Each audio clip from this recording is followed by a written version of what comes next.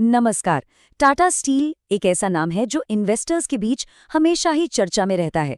लेकिन आजकल ना बाजार से कुछ ऐसे मिले-जुले सिग्नल आ रहे हैं जो किसी को भी कंफ्यूज कर सकते हैं। तो क्या ये स्टॉक एक छुपा हुआ खजाना है या फिर एक जाल? चलिए अगले कुछ मिनटों में हम सब मिलकर इस पहेली को सुलझाते हैं। लेकिन आगे बढ़ने से पहले एक बहुत ज़रूरी बात। ये जो हम विश्लेषण कर रहे हैं, ये सिर्फ जानकारी के लिए है। इसे किसी भी तरह की निवेश की सलाह बिल्कुल ना समझें।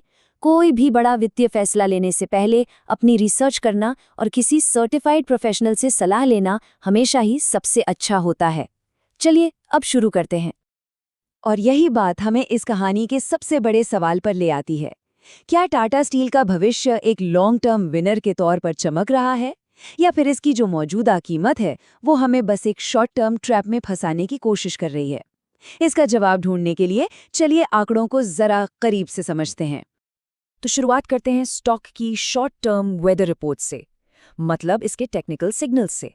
ये हमें बताते हैं कि ठीक अभी बाजार में हो क्या रहा है और कौन से छोटे-मोटे ट्रेंड्स बन रहे हैं। इसे ऐसे समझिए, टेक्निकल एनालिसिस जो है वो आज और कल के मौसम जैसा है, जो तेजी से बदलता रहता है। वहीं फंडामेंटल एनालिसिस उस इलाके के लंबे समय के मौसम यानी क्लाइमेट की भविष्यवाणी जैसा है। दोनों ही जरूरी हैं, लेकिन दोनों हमें अलग-अलग कहानियां सुनाते हैं। हमारा पहला टूल है ADX, जिसे एक ट्रेंड स्ट्रेंथ मीटर की तरह समझ सकते हैं। ये हमें ये नहीं बताता कि स्टॉक ऊपर जाएगा या नीचे, बल्कि ये बताता है कि जो भी चाल चल रही है उसमें दम कितना है। और टाटा स्टील के लिए ADX की मौजूदा रीडिंग है 16.66। और ये नंबर ये बहुत कुछ कहता है। देखिए, जब ADX 20 से नीचे होता है तो ये एक कमजोर और बिना दिशा वाले बाजार का संकेत है। स्टॉक एक तरह से सुस्ता रहा है, बिना किसी मजबूत ट्रेंड के। इसे साइडवेज मार्केट कहते हैं, यानी बाजार में इस वक्त कंफ्यूजन का माहौल है। अब देखते हैं RSI को, यानी रिलेटिव स्ट्रेंथ इंडेक्स। ये बाजार में खरीदारों और बिकवालों के बीच की जो खींचतान है उसकी रफ्तार को मापता है। टाटा स्टील का RSI फिलहाल 59 पर। तो 50 से ऊपर का RSI बताता है कि खरीदार धीरे धीरे हावी हो रहे हैं। लेकिन मजेदार बात यह है कि हम अभी भी 70 के लेवल से काफी दूर हैं, जिसे ओवरबॉट यानी बहुत ज्यादा खरीदा हुआ माना जाता है। इसका मतलब यह है कि शॉर्ट टर्म में ऊपर जाने की थोड़ी गुंजाइश अभी भी बाकी हो सकती है। अब हमारी टेक्निकल पहेली का आखिरी टुकड़ा, MACD। ये इंडिकेटर हमें ट्रेंड की दिशा और उसके मोमेंटम के बारे में बताता है। और जैसा कि यहाँ दिख रहा है, MACD की लाइनें जीरो लाइन से लगभग चिपकी हुई हैं। ये तस्वीर बाजार में फैले भयंकर कंफ्यूजन को साफ साफ दिखाती है। न तो बुल्स यानी खरीदार जीत पा रहे हैं और न ही बेयर्स यानी बिकवाल। मैदान पर मुकाबला बिल्कुल बराबरी पर है। तो शॉर्ट टर्म चार्ट्स एक उलझी हुई तस्वीर दिखा रहे हैं। इसलिए अब अपना नजरिया बदलते हैं और कंपनी की लॉन्ग टर्म क्लाइमेट फोरकास्ट को देखते हैं, यानी इसके फंडामेंटल्स को। और यहीं पर कहानी दिलचस्प हो जाती है। एक्सपर्ट्स का अनुमान है कि कंपनी की प्रति शेयर कमाई यानी EPS में सालाना 35% से भी ज्यादा की ग्रोथ हो सकती है। ये एक बहुत ही मजबूत सिग्नल है, जिसे भारत में कंपनी के मुनाफे वाले नए प्रोजेक्ट से ताकत मिल रही है। और ये सिर्फ कंपनी का अंदरूनी अनुमान नहीं है। जैसा कि ये चार्ट साफ साफ दिखा रहा है, बाजार के बड़े बड़े एक्सपर्ट्स भी इससे सहमत हैं। कमाल की बात है कि 75% एनालिस्ट्स ने इस स्टॉक को खरीदने या मजबूती से खरीदने की सलाह दी है। ये एक बहुत ही साफ फैसला है। चलिए अब जरा असली नंबरों पर एक नजर डालते हैं। अगले 12 महीनों के लिए एनालिस्ट्स का औसत प्राइस टारगेट लगभग 196 रुपए है।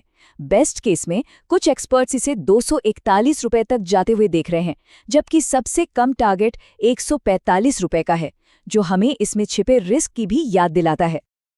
लेकिन निवेश की कोई भी कहानी परफेक्ट नहीं होती है ना। टाटा स्टील के मामले में एक बड़ा रिस्क फैक्टर है जिसे हम नज़रअंदाज नहीं कर सकते, और वो है कंपनी पर भारी कर्ज। S&P ग्लोबल जैसी बड़ी एजेंसियां चेतावनी दे रही हैं कि कंपनी के जो नए प्रोजेक्ट्स चल रहे हैं उनकी वजह से कर्ज चुकाने की रफ्तार धीमी पड़ सकती है। ये एक बहुत ज़रूरी पॉइंट है जिसे हर इन्वेस्टर को अपने दिमाग में रखना चाहिए। तो हमारे पास शॉर्ट टर्म के उलझे हुए सिग्नल है और लॉन्ग टर्म की एक मजबूत कहानी है। इन दोनों को एक साथ कैसे समझा जाए? चलिए एक साफ और एक्शन लेने लायक रणनीति बनाते हैं। तो तराजू के एक पलड़े पर है शॉर्ट टर्म की अनिश्चितता, एक कमजोर ट्रेंड और बाजार का कंफ्यूजन, और दूसरे पलड़े पर है कंपनी के मजबूत फंडामेंटल्स, शानदार ग्रोथ और एक्सपर्ट्स की पॉजिटिव राय। तो सवाल ये है कि किसका वजन ज्यादा है? देखिए, एक धैर्यवान निवेशक के लिए रणनीति कुछ ऐसी हो सकती है। आंख बंद करके कूदने के बजाय एक कन्फर्मेशन का इंतजार करें। पहला कदम, स्टॉक को लगभग 190 रुपए के रेजिस्टेंस लेवल को तोड़ने का इंतजार करें। दूसरा कदम, ध्यान दें कि ये ब्रेकआउट ज्यादा ट्रेडिंग वॉल्यूम के साथ हो। और तीसरा, सबसे जरूरी कदम, एडीएक्स को 25 के ऊपर जाते हुए देखें। ये इस बात का सिग्नल होगा कि एक नया और मजबूत ट्रेंड शुरू हो चुका है और कंपनी के पॉजिटिव फंडामेंटल्स अब कीमत में भी दिखने लगे हैं। तो ये था टाटा स्टील पर हमारा विश्लेषण। अब सवाल ये उठता है कि इस सारी जानकारी को देखते हुए क्या रणनीति बनती है? क्या इसे खरीदना चाहिए, होल्ड करना चाहिए या इंतजार करना बेहतर होगा? अपनी राय नीचे कमेंट्स में जरूर साझा करें, हमें इस चर्चा का इंतजार रहेगा।